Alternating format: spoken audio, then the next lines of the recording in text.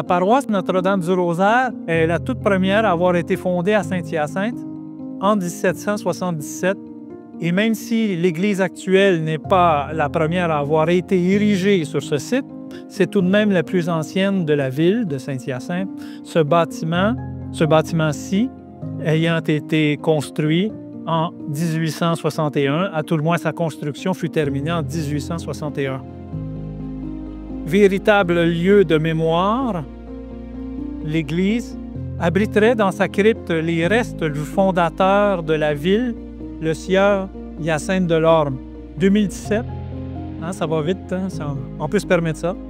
La ville de Saint-Hyacinthe procède à l'acquisition de l'église Notre-Dame-du-Rosaire.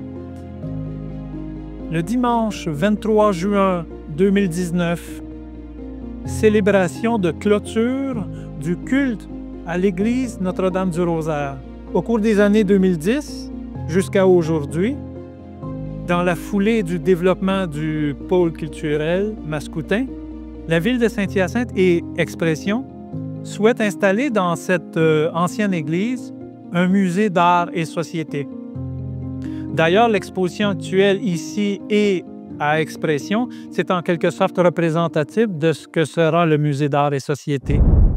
On va terminer par des choses un peu plus techniques sur le patrimoine religieux et les défis que vous avez à Saint-Hyacinthe et qu'on a partout au Canada, mais en particulier au Québec, parce que vous savez, tout l'Est du Canada, Maritime et Québec, on est plus ancien et le patrimoine religieux y est plus important que dans le reste du Canada. Parce que dans le Canada, les choses se sont fondées peu à peu, plus tardivement. Mais le Québec, en tout cas, a un patrimoine religieux tout à fait exceptionnel. Alors, quand on lit les médias partout au Québec, c'est quoi la question la plus chaude, la plus débattue? C'est le patrimoine religieux. Pourquoi? Parce qu'il y a des fermetures d'églises, il y a de la démolition, il y a de la requalification, il y a des transformations et il y a la fameuse laïcité qui nous rend un peu perplexes parfois. On ne sait pas trop jusqu'où on peut aller, par exemple, dans la manière d'appuyer des transformations ou la survivance et la pérennité de certains lieux plus actifs. Alors, très brièvement, comment on est arrivé à cette laïcité au Québec? Je vous raconte l'histoire très rapidement. L'État a commencé à se retirer du religieux dans les années 60. Hôpitaux, laïcs, les écoles aussi laïques, sauf qu'il y avait des commissions scolaires catholiques et protestantes. Et les principales conséquences, en fait, les mathématiques n'étaient pas confessionnelles, mais c'est qu'il y avait des cours de religion. Les années 80, on a séparé la catéchèse paroissiale des cours de religion. Alors déjà là, il y a eu une étape vers la laïcité. Et puis, année 2000, on a établi un nouveau programme que vous connaissez, Éthique et culture religieuse, qui vient d'être aboli par la CAQ après 20-25 ans. Là, on va donner des cours de culture et éthique, citoyenneté québécoise. Alors, ce qui s'est produit aussi dans la société québécoise, c'est qu'il y a une nouvelle mode, là. Et ça, c'est aussi en Europe. Les parents disent, on ne veut pas les obliger à avoir une religion. On va les laisser décider. Quand ils auront 20 ans, ils décideront. Alors, ce qui arrive, c'est que quand ils ont 20 ans, ils ne connaissent rien à la religion. C'est ça.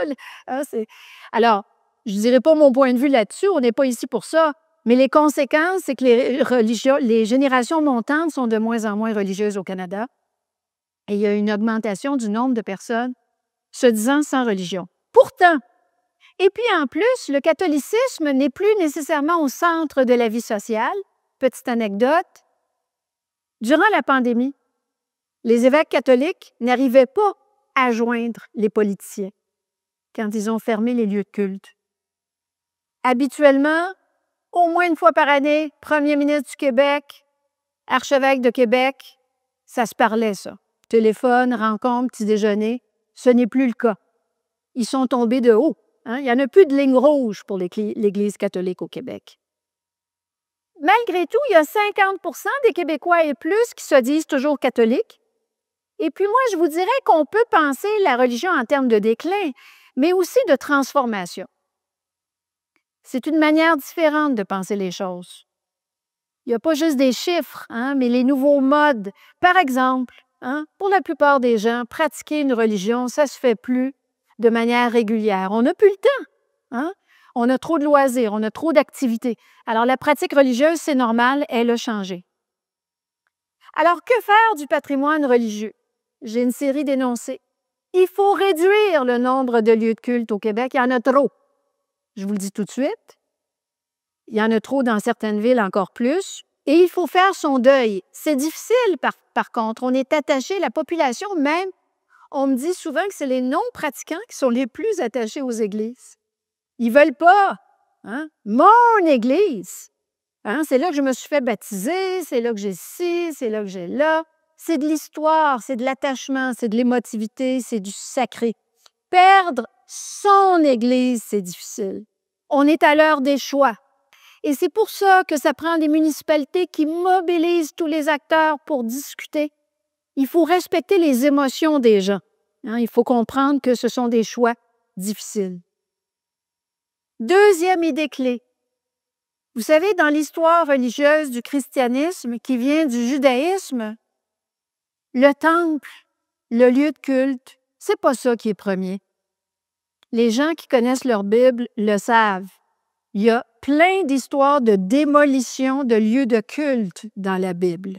Pourquoi? Parce qu'à un moment donné, Dieu est tanné, il dit « Hey, le lieu de culte est devenu plus important que moi et la charité et l'amour et la justice. » On rase ça.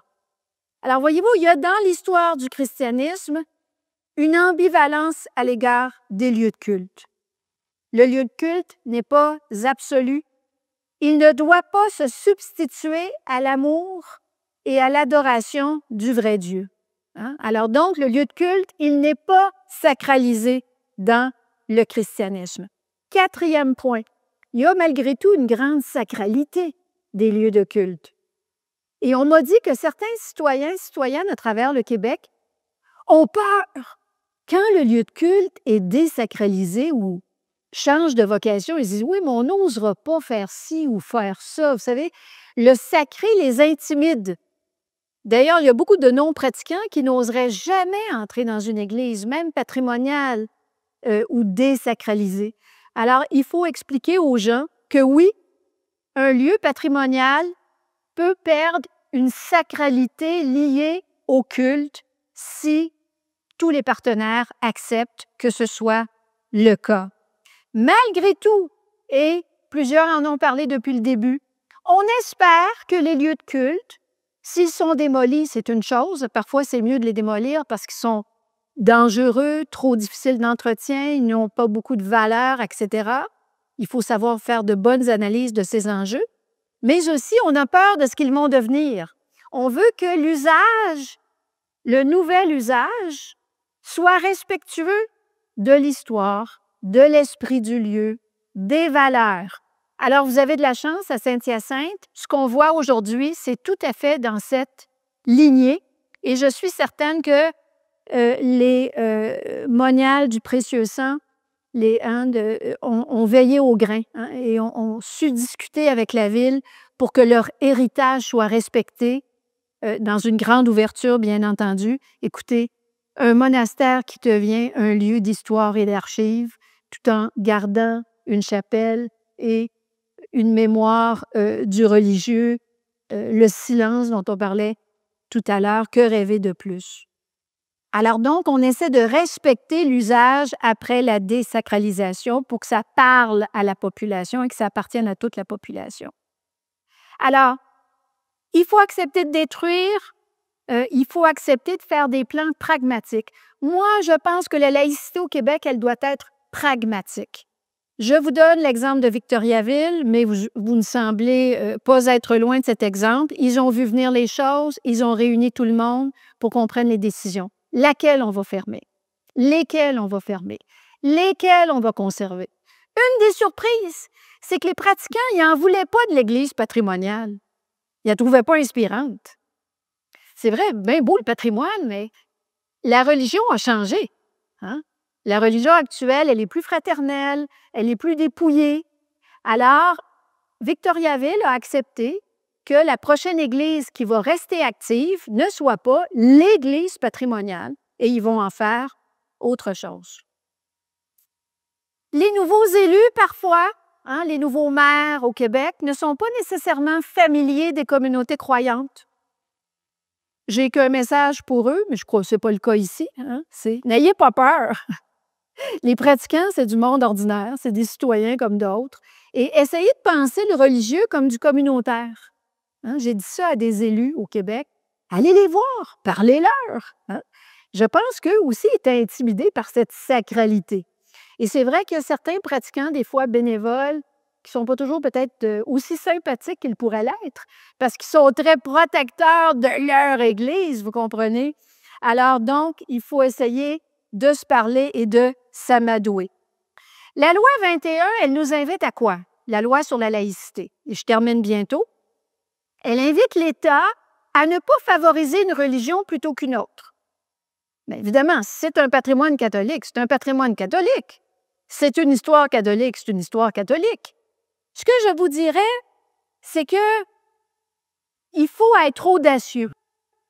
Un des aspects de la laïcité, on appelle ça la laïcité positive, c'est que l'État ne doit pas favoriser une religion, certes, il doit respecter l'égalité entre tous les citoyens, quelle que soit leur croyance, mais il doit aussi assurer la possibilité du culte pour les gens qui veulent pratiquer une religion. Alors ça aussi, il faut y penser dans le futur.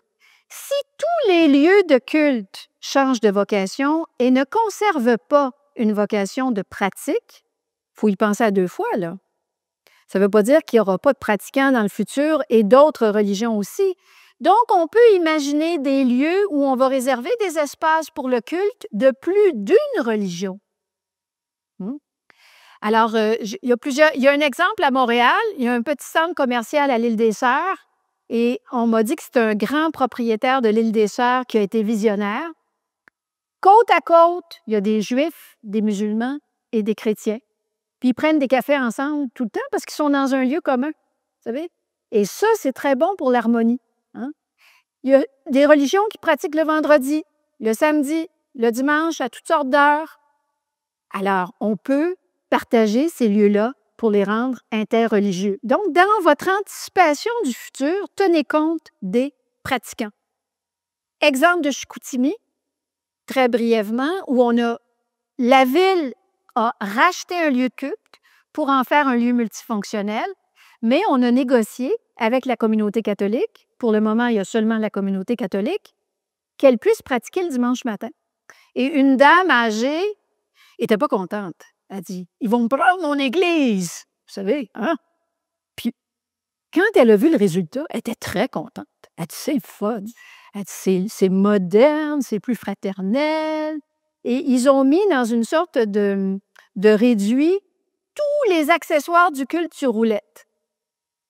Alors, le dimanche matin, ils ouvrent les portes, on installe l'autel, on installe ci, on installe ça, et c'est devenu un lieu multifonctionnel. Saint-Méthode, l'autre exemple, j'y étais au mois de mai pour une conférence du type de celle d'aujourd'hui, pour tous les acteurs culturels, religieux du Bas-Saint-Laurent.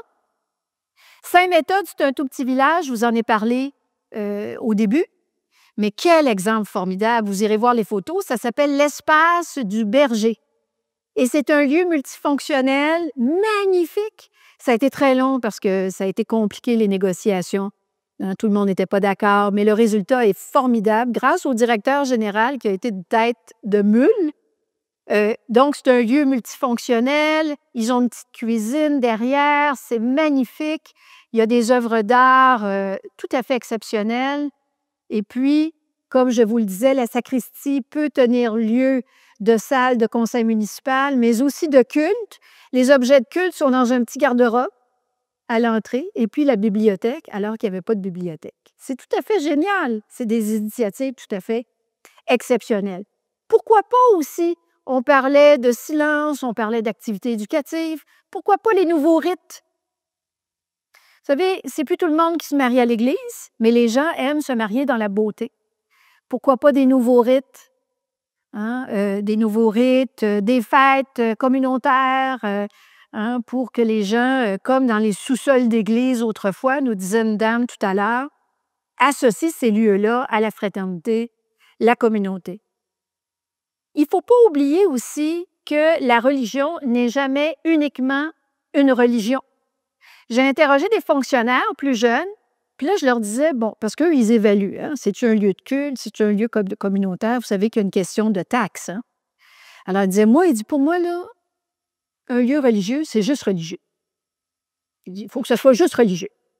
Bien, je m'excuse, mais la religion n'a jamais été uniquement religieuse. Et c'est toujours accompagné de fonctions communautaires, de fonctions de fraternité, de fonctions de fête. Pour des immigrés, ça tient des fonctions inestimables de transmission d'une langue maternelle. Il y a des immigrés, pas tous, hein, parce qu'il y en a qui sont moins à l'aise dans leur communauté croyante, ils célèbrent des fêtes nationales dans certaines paroisses. La religion, elle est aussi culture, elle est aussi communauté. Pourquoi pas, dans les lieux de culte encore actifs, permettre d'autres usages qui seraient un peu lucratifs pour soutenir l'entretien des églises? Ça, je trouve qu'on est un peu arriéré au Québec, là. T'sais, comme ils sont exempts de taxes, il ne faut pas qu'ils fassent d'argent. Bien, si tu ne fais pas d'argent, comment tu répares le toit? Et je termine là-dessus. Vous savez, ça fait un peu triste hein, d'entendre parler constamment de fermeture d'églises. Il faut comprendre que les communautés croyantes en ce moment, ça ne les arrange pas de parler constamment de toiture, de réparation de murs, d'escaliers. Hein? Ils préféraient se centrer sur les vraies choses de la foi et de la justice sociale. Mais, comme tout le reste du Québec, les infrastructures religieuses arrivent à terme et comme tout le reste du Québec, comme les égouts, comme les routes, comme les édifices, comme les ponts, comme les tunnels, ça coûte une fortune. Alors donc, les communautés croyantes en ont plein les bras. Je sais que les municipalités essaient de les aider. Alors ça aussi, ça peut faire partie d'une stratégie. Hein? Voir avec les communautés pratiquantes qu'est-ce qu'on peut faire comme ville pour soutenir cet entretien des lieux de culte hein, qui sont encore précieux pour toute la communauté et qui peuvent aussi avoir des fonctions plus larges que celles qui concernent la communauté des pratiquants. Et je conclus donc, il faut travailler le deuil. On ne peut pas toutes les garder, les églises. Il faut repenser le patrimoine avec audace. Il faut s'asseoir avec tous les acteurs et actrices. Et j'invite les acteurs et actrices à être généreux, à être ouverts hein, et à ne pas se crisper sur des idées reçues. Attention aux réflexes territoriaux. Hein? Mon Église, mon territoire. Hein? Il faut repenser le culte, les usages mixtes, peut-être interreligieux quand c'est possible. Il ne faut pas isoler le religieux du communautaire, du culturel, de l'artistique. Il n'a jamais été uniquement religieux, le religieux. Il faut conserver et transmettre un patrimoine matériel et immatériel pour créer un sentiment d'appartenance à Saint-Hyacinthe, hein, au cœur de Saint-Hyacinthe, embellir, faire rayonner la municipalité. Et j'ai bien hâte de parler de l'exemple de Saint-Hyacinthe dans le reste du Québec. Il faut être innovant et souple avec des usages transitoires, des usages mixtes et une laïcité pragmatique.